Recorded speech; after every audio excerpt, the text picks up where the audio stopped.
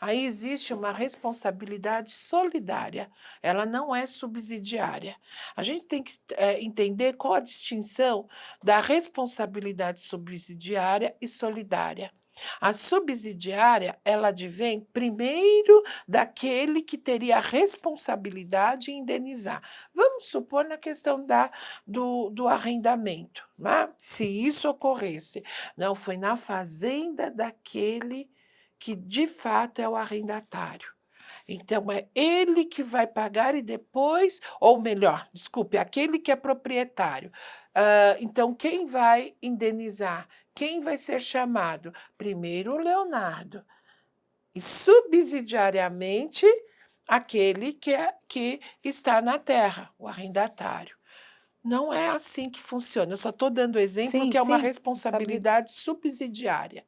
Neste caso, é solidária. É dos dois. São dos dois ao mesmo Tem tempo. a mesma A força. mesma. O que eu vejo que poderia ocorrer, o Leonardo comprovando que realmente nunca esteve lá, e ele não tinha consciência do que ele poderia fazer uma ação de regresso pelo que ele pagou em relação àquele ao qual ele arrendou a fazenda, parte da fazenda. Entendeu? Porque aí ele ia demonstrar a não a responsabilidade subsidiária, mas não a ação efetiva. Então, daria essa possibilidade para ele. Porque, Mas a responsabilidade é solidária. Pode ir, vai lá. porque inclusive, né, doutora, esse termo de ajuste de conduta que a gente teve acesso, ele é assinado Claro, tanto pelo Leonardo claro. quanto o arrendador. Exato. Isso, são os proprietários, é o proprietário e quem está efetivamente utilizando a terra. Então, mais uma outra questão que nós colocamos muito claro como a efetividade do Estado brasileiro nessas relações de trabalho, e aqui eu estou falando em relação ao trabalho degradante, né, desumano. Então, o TAC, o termo de ajuste e conduta, faz com que eles efetivem ali um compromisso de fazer com que aquele alojamento esteja, de fato, organizado, de condições de moradia e tudo mais. Dignidade. Dignidade. Olha, eu não tive o conhecimento. Nós temos na legislação a questão de parte em pecúnia, ou seja, você recebe uma parte em salário, que é uma outra questão muito perigosa, principalmente nessas regiões, onde você recebe, faz lá um contrato e você tem o local de moradia, Uhum. você tem um automóvel, vamos supor, você tem, enfim, uma complementação do alimento. Então, vamos supor que o seu salário seja R$ 5.000. Há uma possibilidade de 50%, 60% sem pecúnia, e o restante em dinheiro. Uhum. Mas só que o valor é 5.000 e não o valor líquido. O que muitas vezes pode ocorrer, aí nós estamos numa condição de servidão, que Sim, é porque você tá análogo, não nessa condição que eu falei, se tiver tudo correto. O que eu estou falando é nessa condição, será que também não se descontavam dele o alojamento? Exato, né? Se descontasse, se descontam dele o alojamento, é servidão. É servidão. E o que era servidão? Um processo próximo à escravidão. E nós temos uma agravante que é eminentemente preocupante. E aí me permita, se eu posso fazer a crítica até no tocante à ação judicial. Porque quando não é nem a ação judicial, eu sempre pergunto para os meus alunos, eu faço a seguinte questão: um trabalhador indocumentado, um migrante indocumentado no Brasil, vai ser contratado, faz serviços, porque isso é um trabalho análogo à escravidão, porque quando você fala de servidão, nada mais é do que um trabalho análogo à escravidão. Quando você tem que trabalhar horas afins, 12, 15 horas, sem ter condição de ter o alimento, sem ter o direito, é um trabalho análogo à escravidão. O que eu quero dizer com tudo isso, aí eu chego para eles e falo: esse trabalhador, vamos supor que a Polícia Federal descubra que naquele local que há um trabalhador cuja sua situação no Brasil é indocumentada. Ele vai deportar? Ou esse trabalhador vai ter direito aos direitos trabalhistas vigentes no Brasil? E muitos respondem: ah, professora, vão ser deportados. De forma alguma. Direitos sociais, direito de cidadania, que ampliou o conceito de cidadania. Olha só que importante isso. Esses direitos sociais significam o seguinte: no momento que o Estado reconhece esses instrumentos internacionais, como o Pacto Internacional dos Direitos Econômicos, Sociais e Cultural, todos que estejam no seu território terá direitos sociais quando implementado um trabalho. E aí, bom, mas ele é indocumentado, como é que ele vai a juízo na Justiça do Trabalho pleitear direitos? Claro que ele não vai poder, por isso que nós temos o Ministério Público do Trabalho, que Porque vai aí vai por ele. por ele. E aí vem uma outra situação. Vamos ter uma belíssima ação. A Justiça do Trabalho, o Ministério do Trabalho faz uma belíssima ação. Há o ganho para esse trabalhador, mas ele não leva, porque quando chega na execução, o que acontece com o terceirizado que o contratou? Não, você não consegue resgatar bens dele. Geralmente tem um nome que é, Um enfim, laranja. é um laranja, É o famoso ganha, mas não leva. não né? leva. Aí o que ocorre? Esse trabalhador, né? Vamos supor, esse indocumentado, ele não quer sair do Brasil. E a Polícia Federal não vai o colocar. Porque, salvo se ele for, claro, novamente fiscalizado e ver que ele não tem a documentação. Então, o que ele vai fazer? Ele também não vai poder entrar, porque ele ainda não tem o tempo para pedir o visto permanente e as condições para pedir o visto permanente. O que ele vai fazer? Ele vai retomar o trabalho análogo à escravidão. Ele Gente, vai voltar a trabalhar. Esse é um ponto. Segundo ponto, é aberto um processo criminal? então, é aberto, professora? Deveria. Sim, como nesse caso aqui também. Deveria. Deveria ser aberto.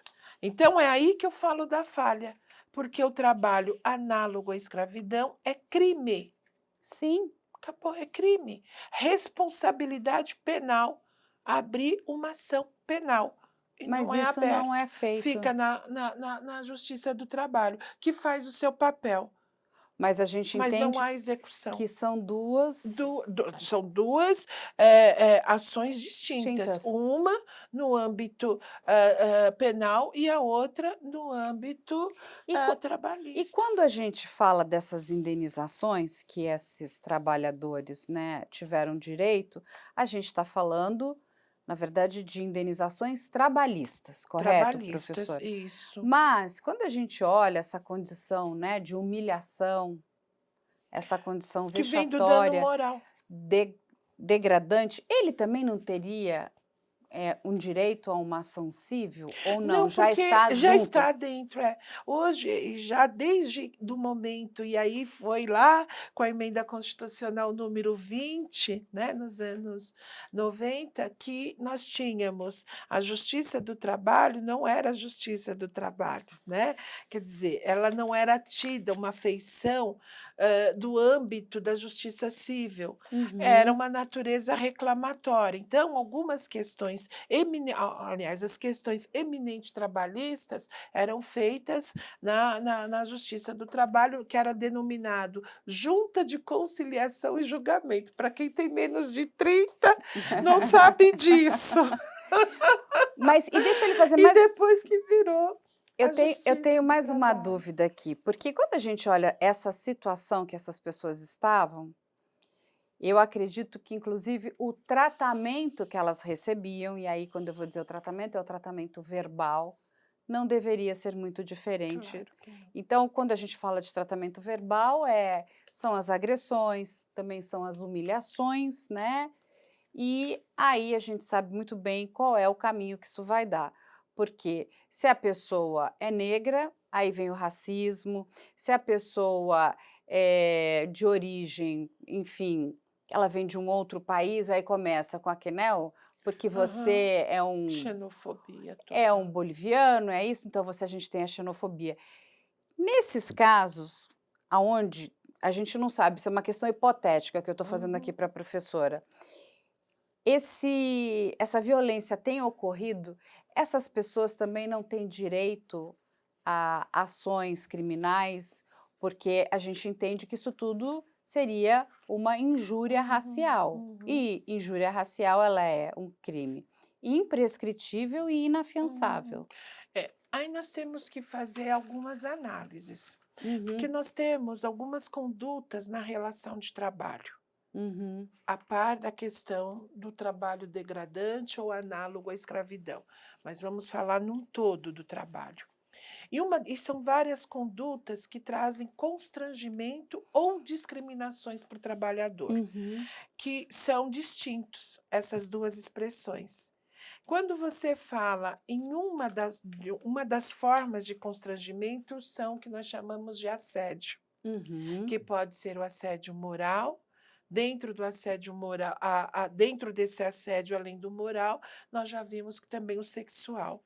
E o assédio moral se dá nessas formas de apelidos, de xingamentos, de situações que levem a pessoa a um constrangimento tal que chega até a sua saúde mental. E Sim, aí, isso pode, ainda não temos uma ação criminal sobre o assédio moral, entendi, né. Nós professora. temos ainda no âmbito civil, assédio sexual sim. Mas aí nós vamos ter as discriminações, porque uma questão do assédio advém, da minha condição física. Então, eu sou negra, então, o que leva a pessoa a me pôr um apelido dentro da empresa não está diretamente, ele não está me discriminando diretamente como pessoa negra, mas ele está usando da minha condição para colocar algum apelido. Ou da pessoa com deficiência, Sim, ou da Capacitismo, pessoa. racismo. Isso, entendeu? Então ele utiliza-se dessas formas para colocar um apelido. A pessoa é gordinha, então vamos colocar um apelido. Isso é assédio moral. Assédio moral quando se faz de uma forma muito sutil, vai retirando seus trabalhos, você vai minando dentro da empresa, vão deixando você isolado dentro da empresa. Normalmente isso ocorre com a mulher gestante assim ou como com o trabalhador estável. Então é uma forma de fazer com que aquela pessoa fale: "Eu não aguento, eu vou pedir demissão". entendi, você vai Entendeu? levando a pessoa ao Vai limite. levando a pessoa ao limite. Isso pode caracterizar o assédio moral. Agora, as discriminações, aqui no Brasil é muito interessante, porque nenhum brasileiro vai dizer assim: ah, eu eu sofri uma discriminação, quer dizer, racial, mas o brasileiro ainda é velado. Ele não vai dizer claramente Que sofreu. que praticou. Ah, sim, entendi. Ele não vai dizer que praticou. E para quem sofreu, sabe que houve a prática. E Sabe onde como doeu? aonde doeu, mas como vai provar? É É complicado isso. complicado. As relações raciais que nós temos, casos concretos, que é o caso da Simone Diniz, e recentemente também de um, enfim, trabalhador de um cargo eletivo dentro de uma empresa, que a empresa estava dispensando os funcionários, e numa reunião o chefe chegou e falou: Fulano vai ser o primeiro, porque ele é preto. E aí ficou gravado. Alguns não quiseram ir à defesa, porque ficaram com medo de perder o emprego, mas quem gravou conseguiu. E aí que ele entrou com uma ação, ainda assim não foi, na primeira instância, deu como racismo, a Justiça do Trabalho reconheceu como racismo, e só não foi para a Corte Internacional, não é? A Corte de desculpe, para o sistema interamericano, porque houve o caso interno solucionado, ou seja, houve sim o racismo. Mas por quê? Porque estava escrito.